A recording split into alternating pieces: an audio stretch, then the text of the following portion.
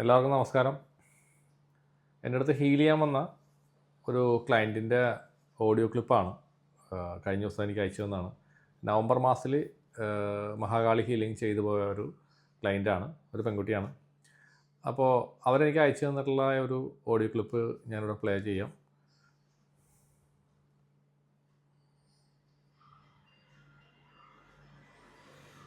Sir, അതിനുശേഷമല്ലേ നമ്മൾ ആ healing ഒക്കെ നടത്തിയതിന് ശേഷം, ഹീലിംഗ് കഴിഞ്ഞതിന് ശേഷം എൻ്റെ മനസ്സിലിപ്പോൾ ഒരു ഒരു മനസ്സിൽ വേറെ ഒരു ഭാരങ്ങളോ വിഷമങ്ങളോ ഒന്നുമില്ല. എനിക്ക് ഒന്നിനെക്കുറിച്ചും ഒരു ആഗ്രഹങ്ങളൊന്നും ഇല്ല കേട്ടോ. ഇപ്പം മനസ്സെന്ന് പറയുന്നത് വെറും ഒരു പഞ്ഞിക്കെട്ട് പോലെയാണ്. അവിടെ ഒന്നുമില്ല, ആഗ്രഹങ്ങളില്ല. അവിടെ എനിക്ക് ആരോടും ദേഷ്യമില്ല. എല്ലാവരോടും സ്നേഹം മാത്രമാണ്. ഞാൻ എൻ്റെ മനസ്സ് വല്ലാതെ ഞാൻ മാറിക്കഴിഞ്ഞു. എനിക്ക് തന്നെ ആ ചേഞ്ച് മനസ്സിലാക്കാൻ കഴിയുന്നുണ്ട്. എനിക്ക് ഒന്നിനോടും ഇപ്പം ആഗ്രഹങ്ങളും പ്രതീക്ഷകളും ഇല്ല. മനസ്സ് വെറും പഞ്ഞിക്കെട്ട് പോലെ, അവിടെ ഒന്നുമില്ല, വെറും ശൂന്യമാണ്.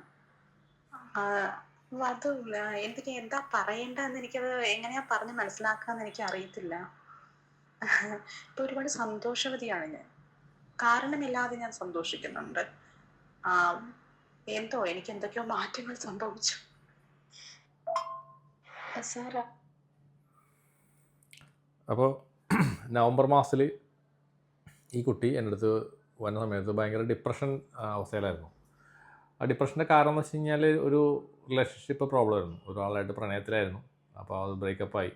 അപ്പോൾ അതിൻ്റെ ഒരു വല്ലാത്ത ഡിപ്രഷൻ അവസ്ഥയിലേക്ക് കൂടി സഞ്ചരിക്കുമ്പോഴാണ് എൻ്റെ മഹാകാളി ഹീലിങ്ങിനെ പറ്റി നമ്മുടെ ചാനലിലൂടെ കാണുകയും അങ്ങനെ എൻ്റെ അടുത്ത് ഹീൽ ചെയ്യാൻ വേണ്ടി വന്നതാണ്.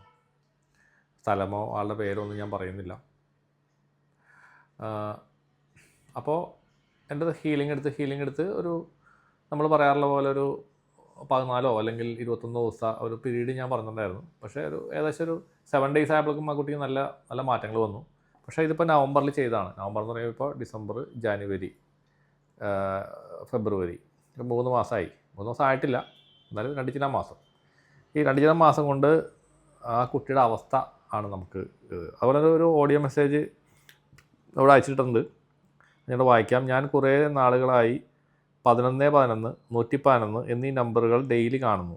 എന്നെ അത് ഫോളോ ചെയ്യുന്ന പോലെ എവിടെ ചെന്നാലും ഇത് തന്നെ. കാളിദേവിയെ ഡെയിലി ഡ്രീമിൽ കാണുന്നു. കാളി മന്ത്രങ്ങൾ സ്വപ്നം കാണുന്നു.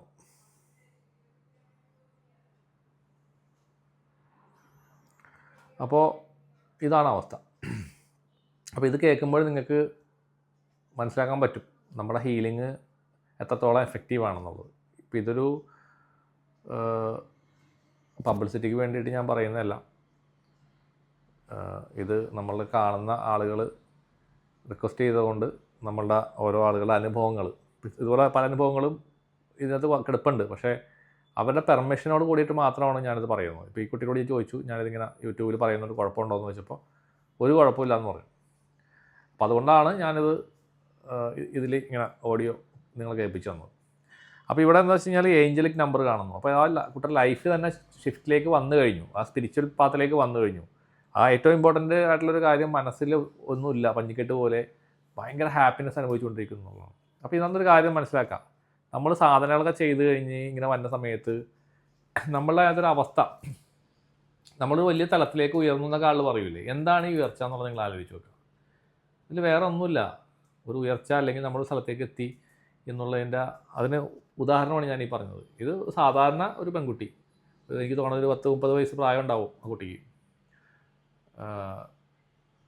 പ്രത്യേകിച്ച് സാധനങ്ങളോ കാര്യങ്ങളോ ഒന്നും ചെയ്യാത്ത ഒരാൾ അല്ലേ, സാധാരണ ഒരു പെൺകുട്ടി. അപ്പോൾ അത്തരം ആളുകൾക്കും ഇതിനകത്തേക്ക് എത്തിച്ചേരാം. കഠിനമായ സാധനങ്ങളൊന്നും വേണ്ട. ഇപ്പം നമ്മൾ ഈ ഒരു കാളിയുടെ ഒരു പാത്തിലേക്ക് നമ്മൾ ഗൈഡ് ചെയ്ത് കൊടുത്തു. ഇപ്പം ഞാനും അതുപോലെ തന്നെ വന്നതാണ്. എനിക്ക് കഠിനമായ സാധനങ്ങളൊന്നുമില്ല.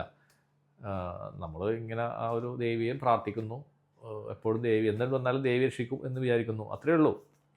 പ്രത്യേകിച്ച് മന്ത്രങ്ങളോ കാര്യങ്ങളൊന്നുമില്ല. ഓംകാളി മഹാകാളി എന്ന് ഞാൻ പ്രാർത്ഥിക്കും. ഓംകാളി മഹാകാളി, ഓംകാളി മഹാകാളി, ഓംകാളി മഹാകാളി ഇങ്ങനെ ജപിച്ചുകൊണ്ടിരിക്കും. ഇതാണ് ഞാൻ ജപിക്കുന്നത്. ഇത് മാത്രമേ ഉള്ളൂ, വേറെ ഒരു ജപവും ഇല്ല. മന്ത്രങ്ങളൊന്നും എനിക്ക് അറിയാനും പാടില്ല. പക്ഷേ ഈ കുട്ടിയും അതുപോലെ തന്നെ ആ ഒരു പാത്തിലേക്ക് നമ്മൾ കണക്ട് ചെയ്ത് കൊടുത്തെന്ന് മാത്രമേ ഉള്ളൂ. അതിന് വന്ന മാറ്റങ്ങൾ എന്ന് പറഞ്ഞു കഴിഞ്ഞാൽ ഏഞ്ചലിക് നമ്പർ കാണുന്നു. അപ്പോൾ നമ്മൾ മനസ്സിലാക്കേണ്ടത്, നമ്മൾ ചെന്നെത്തുന്ന ഒരവസ്ഥ, ഈ ക്രിയകൾ ചെയ്യുന്നു, സാധനങ്ങൾ ചെയ്യുന്നു, ധ്യാനം ചെയ്യുമ്പോൾ നമ്മുടെ മനസ്സ് ശൂന്യമാകുന്നു. നമുക്കൊരു നെഗറ്റീവായ ഒരു ചിന്തകളും നമ്മുടെ ഉള്ളിലോട്ട് വരുന്നില്ല. നമ്മൾ അവസാനം എത്തുന്നത് ഒരു ഹാപ്പിനെസ്, അൾട്ടിമേറ്റ് ഹാപ്പിനെസ്, ഒരു ലവിലേക്ക്, എല്ലാവരോടും പ്രണയിക്കാനുള്ളൊരു മനസ്സ്. ഞാനിതിങ്ങനെ പറയാറുണ്ട് എല്ലാവരോടും, ഞാൻ എനിക്ക് ഭയങ്കര പ്രണയമാണെന്ന് ഞാൻ എല്ലാവരും പറയും. പക്ഷേ ആളുകൾ ചില ആൾക്കാർ അത് തെറ്റിദ്ധരിക്കും, അത് അങ്ങനെ എന്നൊക്കെ ചോദിക്കും. അത് അവർക്ക് മനസ്സിലാവാത്തതുകൊണ്ടാണ്. ഇപ്പോൾ പ്രണയം എന്ന് പറഞ്ഞു കഴിഞ്ഞാൽ ആ സ്നേഹം, അത് എല്ലാവർക്കും അത് എന്താണെന്ന് മനസ്സിലാവില്ല. ഒരു പിങ്ക് ലൈറ്റാണ്. അപ്പോൾ ഏത് ആളുകളിൽ നമ്മൾ സംസാരിക്കുമ്പോഴും നമുക്കത് നമ്മുടെ ഉള്ളിൽ നിന്ന് അതാണ് ഒഴുകുന്നത് അവരിലേക്ക്. അത് ഒരവസ്ഥയാണ്, അതാണ് ഈ കുട്ടിക്ക് വന്നിരിക്കുന്നത്. ബാക്കി പറഞ്ഞാൽ ആ ഒരു അവസ്ഥയിലാണ് ആ കുട്ടി എത്തിയിരിക്കുന്നത്. അത് ഒരു ഒരു എന്താണ് എന്നെ പറയുക, എനിക്ക് പറഞ്ഞുകൊണ്ട് അത് പറഞ്ഞ് മനസ്സിലാക്കി തരാനായിട്ട്. നമ്മളിങ്ങനെ വെറുതെ ഇരുന്നാലും നമ്മൾ ഒരു ഒരു ഉന്മാദാവസ്ഥ അല്ലെങ്കിൽ ഒരു അങ്ങനത്തെ ഒരു അവസ്ഥയുണ്ട്, ആ ഒരു ഹാപ്പിനെസ്. അപ്പോൾ നമ്മൾ മനസ്സിലാക്കേണ്ടത് നമ്മളിലുള്ള ദുഷിച്ച ചിന്തകളെ കളയുക. മറ്റുള്ളവരെ നമ്മളിങ്ങനെ അനാവശ്യമായിട്ട് ബ്ലെയിം ചെയ്യുന്ന ഒരു പ്രവണത ഇല്ലാണ്ടാക്കുക. പൊതുവെ എല്ലാവരുടെയും ഒരു 4 ആൾ കൂടിക്കഴിഞ്ഞാൽ 5-ാമതൊരാളെ പറ്റി കുറ്റം പറയുക, അവരങ്ങനെയാണ് ഇങ്ങനെയാണ് മറ്റേത് മറിച്ചാണ് നിങ്ങൾ പറഞ്ഞുകൊണ്ടിരിക്കുക. ഇങ്ങനെയുള്ള ഒരു ചപലമായ കാര്യങ്ങൾ നിങ്ങൾ ഒഴിവാക്കാൻ നോക്കുക. അത് എളുപ്പമല്ല. അപ്പോൾ ഞാനൊക്കെ അങ്ങനെയൊക്കെ തന്നെയായിരുന്നു ആദ്യം. പക്ഷേ ചിലപ്പോൾ ഇനിയും ചിലപ്പോൾ ഏതെങ്കിലും ഭാഗങ്ങൾ എൻ്റെ ശരിയാവാൻ ഉണ്ടാവുമായിരിക്കും. എന്നിരുന്നാലും പരമാവധി നമ്മളതെല്ലാം ഒഴിവാക്കാൻ ശ്രമിക്കാറുണ്ട്. അങ്ങനെയുള്ള സംഭാഷണങ്ങൾ നിങ്ങൾ പങ്കുചെയ്യാതിരിക്കുക. രസമായിരിക്കും, നമുക്ക് അതിങ്ങനെ പറയുമ്പോൾ നമുക്ക് മനസ്സിന് ഭയങ്കര സന്തോഷമൊക്കെ തോന്നും. ഓ കൊള്ളാം, പിന്നെ 4 പേര് കുറ്റം പറഞ്ഞു കഴിഞ്ഞാൽ അത് ഭയങ്കര സൂചിക്കും, ഉറങ്ങാനൊക്കെ ഭയങ്കര സൂചിക്കുള്ളൂ. പക്ഷേ അത് ഒരു നല്ലൊരു ക്വാളിറ്റി അല്ല, നല്ലൊരു ക്യാരക്ടർ അല്ല അത്. നിങ്ങളത് അതിൽ നിന്ന് പുറത്തേക്ക് കിടക്കാനായിട്ട് ശ്രമിക്കണം. അപ്പോഴും മാത്രമാണ് നമ്മുടെ ഉള്ളിൽ ഈ സാധനം വരുള്ളൂ.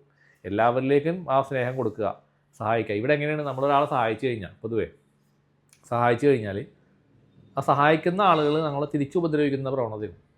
ഇപ്പോൾ എനിക്കും അനുഭവങ്ങളുണ്ട്, ഇപ്പോഴും അനുഭവങ്ങളുണ്ട്. നമ്മൾ ഒരാൾക്കൊരു ബുദ്ധിമുട്ട് കണ്ടിട്ട് അയാൾക്കൊരു സഹായം ചെയ്ത് കൊടുക്കുന്നു.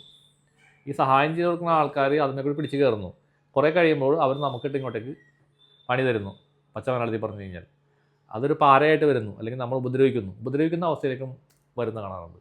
പക്ഷേ നമ്മൾ തിരിച്ചൊരാളെയും അങ്ങോട്ടേക്ക് ഉപദ്രവിക്കണോ അല്ലെങ്കിൽ അങ്ങനെ ചിന്ത പോലും നമ്മുടെ ഉള്ളിലില്ല. കാരണം അവനെ ദൈവം ക്ഷമിക്കട്ടെ അല്ലെങ്കിൽ എന്നാൽ മാത്രമേ നമ്മൾ പറയാറുള്ളൂ.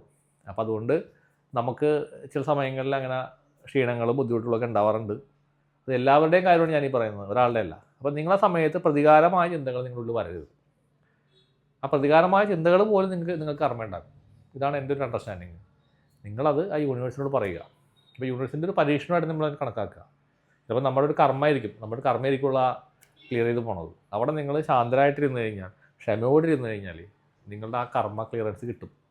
നിങ്ങൾ തിരിച്ച് അയാൾ ഉപദ്രവിക്കാൻ പോയാൽ, ഇപ്പോൾ ചില ആൾക്കാരൊക്കെ ഞാൻ കണ്ടിട്ടുണ്ട്, ഇങ്ങനെ ഒരു മാന്ത്രിക കർമ്മം ഇങ്ങോട്ടേക്ക് വന്നു, നമുക്കൊരു ശത്രു ഉണ്ടെന്ന് പറയുമ്പോൾ ശത്രു ആരാണെന്ന് കണ്ടുപിടിക്കാനുള്ളൊരു വ്യഗ്രതയാണ് നമുക്ക്. ആ ശത്രു അറിഞ്ഞേ മതിയാവും ആരാണെന്ന്.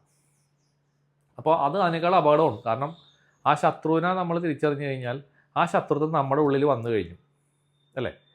അപ്പോൾ ഓട്ടോമാറ്റിക്കലി ഇല്ലാത്തൊരു സാധനം നമ്മുടെ ഉള്ളിലോട്ട് വരികയാണ്. അപ്പോൾ എപ്പോഴും അവനാണ് നമ്മൾ ഉപദ്രവിക്കണം എന്നുള്ള ചിന്ത നമ്മുടെ ഉള്ളിൽ ബലപ്പെടുകയാണ്, സ്ട്രോങ് ആയിട്ട് വരികയാണ്. ഞാൻ കഴിഞ്ഞ ദിവസം വീഡിയോ ചെയ്തിട്ടുണ്ടായിരുന്നു, അതും ഈ സംഭവത്തിൻ്റെ ഒരു സംഭവം തന്നെയാണ് ഞാൻ പറഞ്ഞത്. അപ്പോൾ അങ്ങനെ വന്നു കഴിയുമ്പോൾ നമ്മുടെ ഉള്ളിൽ ഇതേപോലെ ഒരു പ്രതികാര ചിന്ത നമ്മുടെ ഉള്ളിൽ വരുന്നു, നെഗറ്റീവ് ആവുന്നു. അപ്പോൾ അതിനോട് ക്ഷമിക്കുക. ഇപ്പോൾ മഹാത്മാഗാന്ധിയൊക്കെ പറഞ്ഞേക്കണല്ലേ, ഇവിടെ അടിച്ചു കഴിഞ്ഞാൽ ഇതുകൂടി കാണിച്ചു കൊടുക്കണമെന്ന് പറഞ്ഞല്ലോ. അതിൻ്റെ അർത്ഥം ഇതാണ് ശരിക്കും പറഞ്ഞു കഴിഞ്ഞാൽ. നമ്മളങ്ങോട്ട് ഗ്രൗണ്ടഡ് ആകുക, ഏറ്റവും താഴേക്ക് പോയി അവിടെ ഇരിക്കുക. കാരണം മനുഷ്യ ജന്മങ്ങൾ എന്തിനു വേണ്ടിയിട്ടുള്ളതാണെന്നുള്ളത് നിങ്ങൾ മനസ്സിലാക്കി കഴിഞ്ഞാൽ ഞാനീ പറഞ്ഞാൽ മനസ്സിലാവും. ക്ലിയറൻസ് എടുക്കാൻ വേണ്ടി വന്നേക്കുന്ന ആൾക്കാരാണ്. വീണ്ടും നമ്മൾ കർമ്മം ഉണ്ടാക്കാൻ ശ്രമിക്കരുത്. താൽക്കാലികമായ ലാഭത്തിന് വേണ്ടിയിട്ട് ഒരാൾ ഉപദ്രവിച്ചിട്ട് സന്തോഷിക്കുക, നിങ്ങൾ അട്ടഹസിക്കുക, അതൊക്കെ കൊള്ളാം, നല്ല കാര്യമാണ്. പക്ഷേ നിങ്ങൾ വീണ്ടും കർമ്മം ഉണ്ടായിക്കൊണ്ടിരിക്കുകയെന്ന് മറക്കാതിരിക്കുക. ഈ കർമ്മങ്ങളെല്ലാം നിങ്ങൾ തീർത്തിട്ട് വേണം പോകാൻ. ഇവിടുന്ന് പോകാൻ പറ്റില്ല, മരിച്ചിട്ട് രണ്ടാമത് വീണ്ടും വന്ന് ജനിക്കണം. അപ്പോൾ നമ്മൾ ഇവിടെ കാണുന്ന പല ആൾക്കാരെയും, കണ്ണില്ലാത്തതെയും കാലില്ലാത്ത അല്ലെങ്കിൽ രോഗികളായിട്ടൊക്കെ എടുക്കുന്ന പല ആൾക്കാർക്കും ഈ കർമാസാണ് അവർ അനുഭവിക്കുന്നത്. ഒരു സംശയം വേണ്ട. അപ്പോൾ നാളെ നിങ്ങൾക്കും അങ്ങനെ ആവണമെന്നുള്ളതാണ് നിങ്ങൾ ചിന്തിക്കേണ്ടത്. അതുകൊണ്ട് ചെറിയ ചെറിയ കാര്യങ്ങളിലായാൽ പോലും നമ്മൾ ശ്രദ്ധിക്കുക. ഇത്തരം കാര്യങ്ങളിലേക്ക് നിങ്ങൾ ചിന്തിക്കാതെ പോസിറ്റീവായ ചിന്തകളിലേക്ക് നിങ്ങൾ വരാൻ ശ്രമിക്കുക. അപ്പോൾ ഞാൻ ഈ കുട്ടിയുടെ ഒരു ക്ലിപ്പ് ഇടാൻ കാരണം, ഈ ഒരു അവസ്ഥയിൽ ഇപ്പോൾ നമ്മുടെ അടുത്ത് വന്നിട്ട് ഒരു സാധാരണ ഒരു പെൺകുട്ടി, ആ ഒരു അവസ്ഥയിലേക്ക് എത്തി എന്നുള്ളത് കേട്ടപ്പോൾ എനിക്ക് ഭയങ്കര സന്തോഷം തോന്നി. അപ്പോൾ ഞാൻ കുട്ടിയോട് ചോദിച്ചു, കുട്ടി ഞാൻ ഈ ക്ലിപ്പ് ഞാൻ ആൾക്കാർക്ക് ഷെയർ ചെയ്യട്ടെ, ആൾക്കാർക്ക് ഒരു ഉപകാരമാവുമല്ലോ എന്ന് പറഞ്ഞപ്പോൾ, സാറേ ധൈര്യമായിട്ട് സാർ ഇട്ടോളൂ, ഒരു കുഴപ്പമില്ലെന്ന് തോന്നുന്നു. അങ്ങനെയാണ് ആ കുട്ടി പറഞ്ഞത്. അതുകൊണ്ട് മാത്രമാണ് ഞാനത് ഷെയർ ചെയ്തത്. വേറെ 2-3 പേര് നമുക്ക് ഇൻ്റർവ്യൂ തരാമെന്ന് പറഞ്ഞിട്ടുണ്ട്. നമ്മുടെ ആ ഹിന്ദിക്കാരത്തിലെ വീഡിയോസ് കണ്ടപ്പോൾ. ഹിന്ദിക്കാരുടെ വീഡിയോസ് ഞാൻ ഇട്ടെങ്കിലും ഒരുപാട് ആൾക്കാരൊന്നും കണ്ടിട്ടില്ല. 2 വീഡിയോ ഇട്ടിട്ടുണ്ടായിരുന്നു. ഇപ്പോൾ ആളുകൾക്ക് അത് കാണാൻ വലിയ താല്പര്യമില്ലെന്ന് എനിക്ക് തോന്നണം. എല്ലാവർക്കും ഞാൻ നോക്കിയിട്ട് ഈ നെഗറ്റീവ് എനർജി എങ്ങനെ മാറ്റാം, നിങ്ങളുടെ വീട്ടിൽ ബ്ലാക്ക് മാജിക് ഉണ്ടെങ്കിൽ എങ്ങനെ കണ്ടുപിടിക്കാം എന്നൊക്കെയുള്ള അങ്ങനെയുള്ള വാക്കുകളൊക്കെയാണ് ആൾക്കാർക്ക് ഇഷ്ടം. പോസിറ്റീവ് എന്നുള്ള വാക്ക് ഇട്ട് കഴിഞ്ഞാൽ ആർക്കും ഒരു താല്പര്യമില്ല. അപ്പോൾ അതുകൊണ്ടാണ് ഞാൻ പറഞ്ഞത് കണ്ടൻറ്റ് കഴിഞ്ഞു എന്ന് ഞാൻ പറയാൻ കാരണം അതാണ്. കാരണം എനിക്കത് നെഗറ്റീവ് എന്ന് തന്നെ പറഞ്ഞുകൊണ്ടിരിക്കാൻ വലിയ താല്പര്യമുള്ള ആളൊന്നുമല്ല ഞാൻ പോസിറ്റീവായിട്ടുള്ള വാക്കുകളാണ് കൂടുതൽ ഞാൻ ഉപയോഗിക്കാൻ എനിക്കിഷ്ടം. പിന്നെ ആളുകൾക്ക് നിങ്ങൾക്ക് കേൾക്കാൻ ആഗ്രഹം അത് ആണെന്ന് മനസ്സിലാക്കിക്കൊണ്ടാണ് ഞാൻ മുൻ വീഡിയോസ് കുറേ എണ്ണം അങ്ങനെ ചെയ്തത്. പക്ഷേ വീണ്ടും അത് റിപ്പീറ്റ് ചെയ്ത് പറഞ്ഞുകൊണ്ടിരിക്കാനായിട്ട് എനിക്ക് വലിയ താല്പര്യമില്ല വാസ്തവത്തിൽ. പുതിയ നമ്മളൊരു ടോപ്പിക്കിലേക്ക് വന്നത് ക്ലയൻറ്റുകളുടെ അവരുടെ ഒരു അഭിപ്രായങ്ങളെ പറ്റിയാണ്, അനുഭവങ്ങളെ പറ്റിയാണ്. അപ്പോൾ ഈ വീഡിയോസ് ഞാനൊരു 2-3 ഇടുന്നുണ്ട്. അപ്പോൾ നിങ്ങൾ ആ വീഡിയോസ് ആൾക്കാർ കാണുന്നുണ്ടെങ്കിൽ ഞാൻ വീണ്ടും ചെയ്യാം. അതല്ല നിങ്ങൾക്ക് താല്പര്യമില്ലാന്നുണ്ടെങ്കിൽ അങ്ങനെ അത് അവസാനിപ്പിക്കാം. പിന്നെ വേറെ എന്തെങ്കിലും പുതിയ കണ്ടൻറ്റ് കിട്ടുവാണെങ്കിൽ ഞാൻ ഇടാം, അത്രയും ഞാൻ പറയുന്നുള്ളൂ. പിന്നെ അപ്പോൾ ഇതാണ് നമ്മൾ പറഞ്ഞു വന്നത്. നിങ്ങൾ അതേപോലുള്ള നെഗറ്റീവായ എലിമെൻറ്റ്സ് നിങ്ങൾ കളഞ്ഞ് ശുദ്ധീകരിച്ച് താൽക്കാലിക ലാഭം നോക്കാതെ ശാശ്വതമായ ഒരു ബെനിഫിറ്റ് കിട്ടുന്ന കാര്യങ്ങളിലോട്ട് നിങ്ങൾ പോകാനായിട്ട് ശ്രമിക്കണം. എല്ലാവർക്കും നന്മ വരട്ടെ. നന്ദി, നമസ്കാരം.